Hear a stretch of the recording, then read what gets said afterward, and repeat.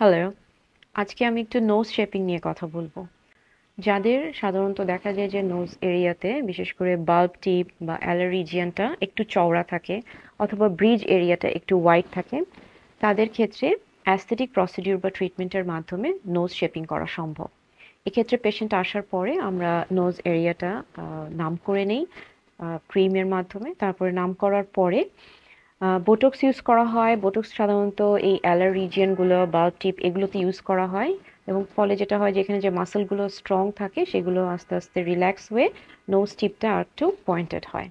এরপরে আমরা থ্রেডস করি। থ্রেডস করে ন্যাজাল ব্রিজটার দিকে আমরা কনসেন্ট্রেট করি যাতে এটাকে একটু ওঠানো সম্ভব হয় এবং এটাকে একটু ন্যারো করা সম্ভব হয়।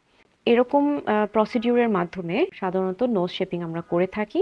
এটার একটা মেয়াদ আছে। সাধারণত ১ থেকে ১.৫ বছর পর্যন্ত নোজ শেপিংটা থাকে। Thank you.